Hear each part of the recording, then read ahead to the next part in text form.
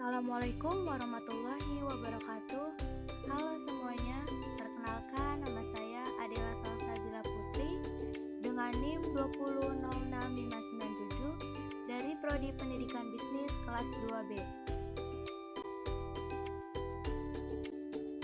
Pada kesempatan kali ini, saya akan membahas sebuah materi yang berjudul Manajemen Sekolah.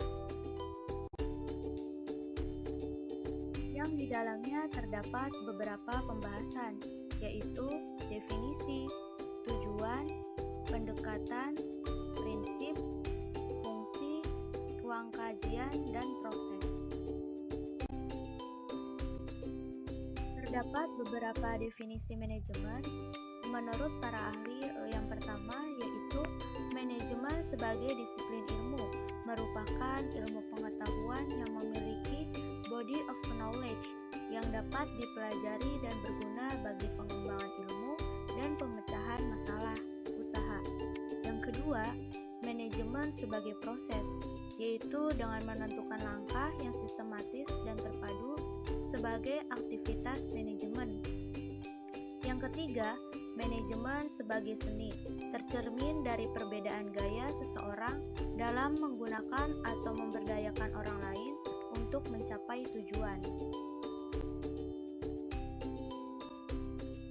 Pada intinya, manajemen merupakan kemampuan dan keterampilan khusus yang dimiliki seseorang untuk melakukan suatu kegiatan baik secara perorangan ataupun bersama orang lain dalam upaya mencapai tujuan organisasi secara produktif, efektif, dan efisien. Selanjutnya terdapat definisi manajemen sekolah menurut James J.R. Ia mengatakan bahwa manajemen sekolah adalah proses pemberdayaan sumber daya manusia bagi penyelenggara sekolah secara efektif. Jadi, manajemen sekolah merupakan proses mengelola sekolah melalui perencanaan, pengorganisasian, pengarahan, dan pengawasan sekolah agar mencapai tujuan pendidikan yang telah ditetapkan. Selanjutnya, terdapat 4 tujuan manajemen pendidikan. Yang pertama, produktivitas. Produktivitas adalah perbandingan terbaik antara hasil yang diperoleh atau output dengan jumlah sumber yang dipergunakan atau input.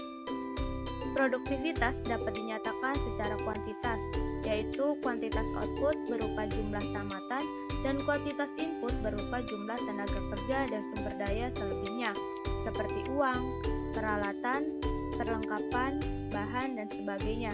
Kemudian, produktivitas juga dapat diukur dalam kualitas, yang digambarkan dari ketetapan menggunakan metode atau cara kerja yang tersedia sehingga volume dan beban kerja dapat diselesaikan sesuai dengan waktu yang tersedia.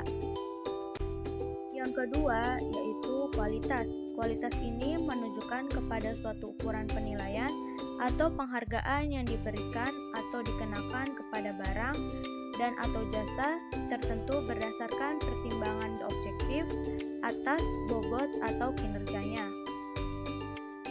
Ketiga yaitu efektivitas. Efektivitas adalah ukuran keberhasilan tujuan organisasi. Efektivitas institusi pendidikan terdiri dari dimensi manajemen dan kepemimpinan sekolah, guru, tenaga kependidikan, dan personil lainnya seperti siswa, kurikulum, sarana prasarana, pengelolaan kelas, hubungan sekolah dan masyarakatnya, pengelolaan bidang khusus lainnya. Yang terakhir yaitu efisiensi. Efisiensi ini berkaitan dengan cara. Suatu kegiatan dikatakan efisien bila tujuan dapat dicapai secara optimal dengan penggunaan atau pemakaian sumber daya yang minimal.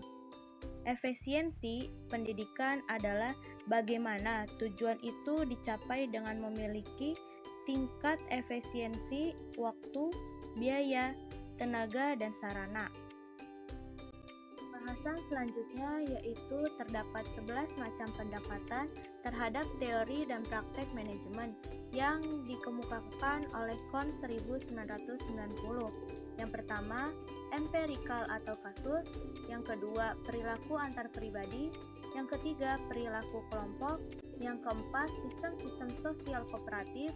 Yang kelima, sistem-sistem sosial teknikal. Yang keenam, teori keputusan. Yang ketujuh, sistem. Yang kedelapan, matematikal. Yang kesembilan, kontingensi atau situasional. Yang kesepuluh, peranan-peranan manajerial.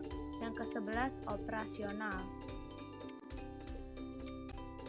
Selanjutnya terdapat prinsip-prinsip manajemen menurut Dolph 2005. Yang pertama, memprioritaskan tujuan di atas kepentingan pribadi dan kepentingan mekanisme kerja. Yang kedua, mengkoordinasikan wewenang dan tanggung jawab. Yang ketiga, memberikan tanggung jawab langsung pada personil sekolah, hendaknya sesuai dengan sifat-sifat kemampuannya. Yang keempat, mengenal secara baik faktor-faktor psikologi manusia. Yang kelima, relativitas nilai-nilai. Kemudian terdapat fungsi-fungsi manajemen yang sesuai dengan profil atau kinerja pendidikan secara umum. Yang pertama, planning. Yang kedua, organizing. Yang ketiga, staffing. Yang keempat, coordinating. Yang kelima, leading. Yang keenam, reporting. Yang ketujuh, controlling.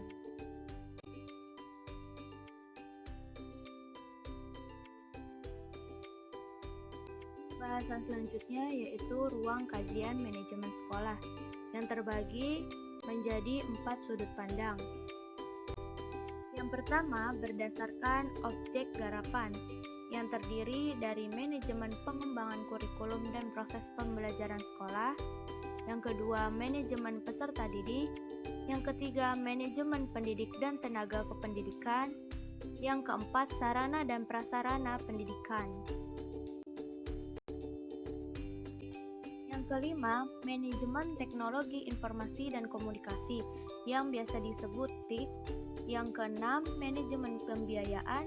Yang ketujuh, manajemen evaluasi pendidikan. Yang kedelapan, yang terakhir, manajemen komunikasi sosial dan kerjasama. Nah, selanjutnya terdapat ruang kajian berdasarkan fungsi manajemen. Menurut Suharni Arifunto dan Yuliana, berdasarkan fungsi manajemen itu terdapat perencanaan, pengorganisasian, pengarahan, pengkoordinasian, pengkomunikasian, dan pengawasan. Selanjutnya, ruang kajian manajemen sekolah berdasarkan wilayah yang terdiri dari manajemen pendidikan seluruh negara, yaitu manajemen pendidikan untuk urusan nasional. Yang kedua, manajemen pendidikan satu provinsi, yaitu manajemen pendidikan yang meliputi wilayah kerja satu provinsi yang pelaksanaannya dibantu lebih lanjut oleh petugas manajemen pendidikan di kabupaten dan kecamatan. Yang ketiga, manajemen pendidikan satu kabupaten atau kota, yaitu manajemen pendidikan yang meliputi wilayah kerja satu kabupaten atau kota, meliputi semua urusan pendidikan memuat jenjang dan jenis. Yang keempat, manajemen pendidikan satu unit kerja. Manajemen ini menitikberatkan pada satu unit kerja yang langsung menangani pekerjaan mendidik, misalnya sekolah, pusat latihan, pusat pendidikan, dan kursus-kursus. Yang kelima yaitu manajemen kelas. Sebagai suatu kesatuan kegiatan terkecil dalam usaha pendidikan, justru manajemen kelas ini merupakan dapur inti dari seluruh jenis manajemen pendidikan.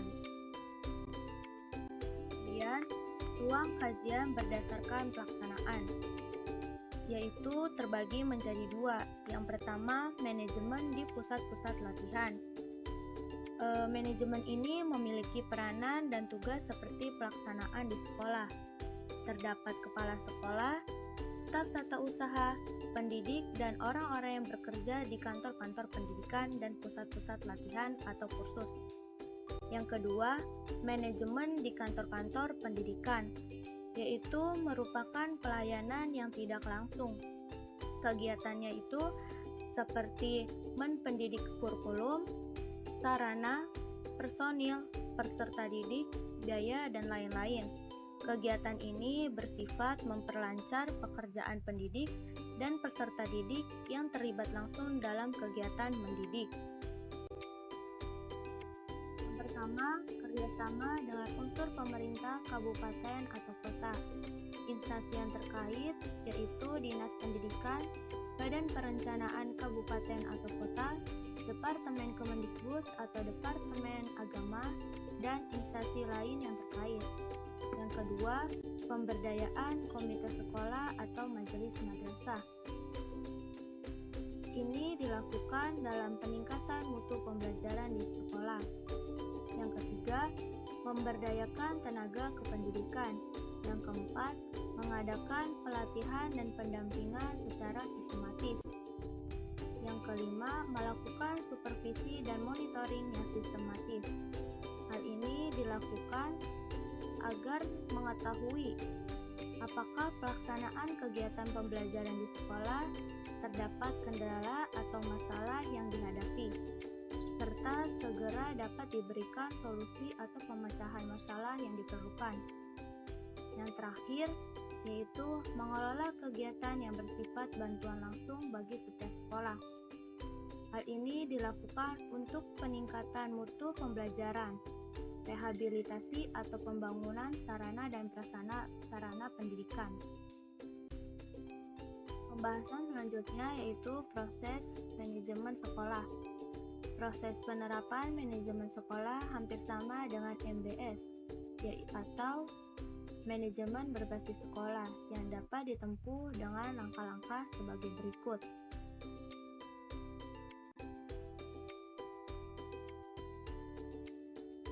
Terima kasih. Sekian dari saya, semoga bermanfaat. Wassalamualaikum warahmatullahi wabarakatuh.